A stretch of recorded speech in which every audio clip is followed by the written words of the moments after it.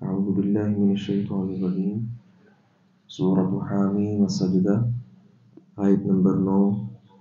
بسم اللہ الرحمن الرحیم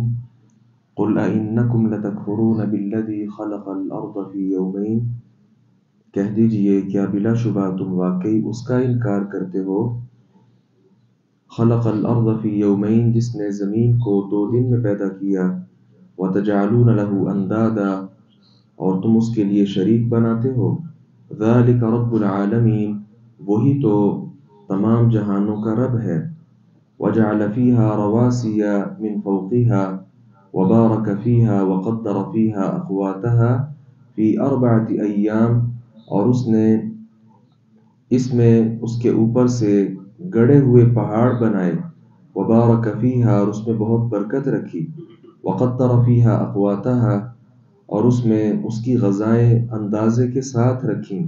فی 4 ایام 4 دن میں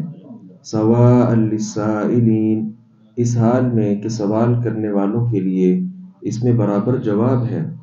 ثم استوى الى السماء پھر وہ آسمان کی طرف متوجہ ہوا وہی دخان اور وہ دھواں تھا فقال لها وللارض ائتيا طوعا او كرها تو اس نے اسے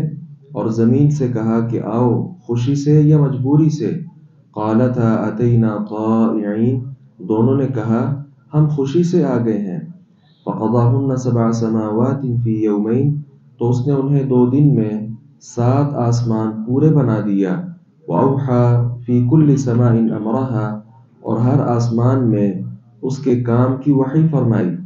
وزینا السماء الدنیا بمصابیح اور ہم نے قریب کے آسمان کو چراغوں کے ساتھ زینت بخشی وحفظا اور خوب محفوظ کر دیا ذالک تقدیر العزیز العلیم یہ اس کا اندازہ ہے جو سب پر غالب سب کچھ جاننے والا ہے فإن اعرضوا پھر اگر وہ منہ موڑ لیں فقل انذرتکم صاعقۃ مثل صاعقۃ عاد وثمود تو کہہ دیجئے میں تمہیں ایسی کڑک سے خبردار کر دیا جو عاد اور ثمود کی کڑک جیسی تھی اللہ رب العزت نے آسمان و زمین کو پیدا کیا اور زمین میں اللہ تعالیٰ نے مضبوط پہاڑ جو ہیں ان کو گاڑ دیا اور اسی طرح اس زمین میں انسان کے لیے کھانے پینے کے جو بندوبست ہیں وہ بھی اللہ رب العزت نے فرما دیے اور اس کے ساتھ ساتھ اللہ رب العزت پھر آسمان و زمین کی تخلیق کے ساتھ آسمان پہ مستوی ہوا اور زمین اور آسمان سے کہا کہ آؤ خوشی سے یا مجبوری سے انہوں نے کہا ہم خوشی سے اللہ رب العزت کی اطاعت میں حاضر ہیں تو معلوم ہوتا ہے کہ اللہ رب العزت کی جتنی مخلوقات ہیں وہ ساری کی ساری خوشی خوشی اللہ تبارک و تعالیٰ کا حکم ماننے کے لیے ہر وقت اور ہر لمحہ تیار رہتے ہیں اللہ رب العزت نے آسمان دنیا کو بہت زیادہ خوبصورت بنایا ہم دیکھتے ہیں اس کی خوبصورتی کبھی کون سا رنگ ہے کبھی کون سا رنگ ہے اور پھر اس میں نہایت خوبصورتی کیا ہے کہ اس کے اندر ٹمٹماتے ہوئے بڑے خوبصورت ستارے ہیں سیارے ہیں کسی کو روشنی زیادہ ہے کسی کی اس سے زیادہ ہے پھر اس کی زینت کے لیے اللہ نے چاند مقرر کیا جس نے کبھی ناغہ نہیں کیا پھر اللہ رب العزت نے اسی آسمان میں ایک سورج نصب کر دیا جس نے آج تک کبھی ناغہ نہیں کیا وہ کبھی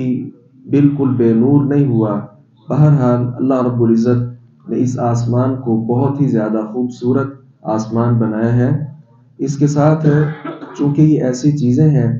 کہ اللہ رب العزت کے رب ہونے پر دلالت کرتی ہیں تو توحید ربوبیت کے ساتھ توحید الوہیت پر استدلال اللہ تعالیٰ نے قرآن میں کئی مقامات پر کیا اس بات کا کیا مطلب ہے کہ جب تم جانتے ہو کہ ساری چیزوں کا مالک خالق اللہ رب العزت ہے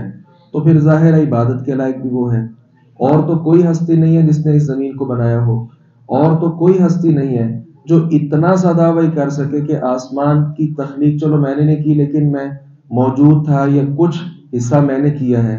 کوئی بھی نہیں کہہ سکتا جب یہ سارا کچھ اللہ رب العزت کا ہے تو پھر عبادت بھی اسی کی ہونی چاہیے اللہ رب العزت نے یہاں نبی مکرم صلی اللہ علیہ وسلم سے فرمایا کہ ان کو ڈراؤ اور کہو جو عاد اور ثمود کے واقعات ہیں وہ تم پر میں بیان کر چکا ہوں تو آئندہ آیات میں ان کے واقعات بھی ہیں، پہلے بھی ہم کئی بار پڑھ چکے. تو جھٹلانے کی وجہ سے ان پر اللہ رب العزت کے عذاب کا جو کوڑا ہے وہ برسا. اس لیے یہ باتیں ہمارے لیے بھی ہیں، کتاب و سنت کی پابندی کریں اور اس کی دعوت جو ہے آگے لوگوں تک پہنچائیں. اس کے دلائل بڑے آسان ہیں یار. سارا کچھ جب اللہ رب العزت نے بنایا ہے تو پھر عبادت کا حقدار بھی وہی ہے، نہ کہ کوئی اور. اللہ تعالیٰ سے دعا ہے باری تعالیٰ حق بات کو سمجھنے اور اس پر عمل پیرا ہونے کی توفیق عطا فرمائے.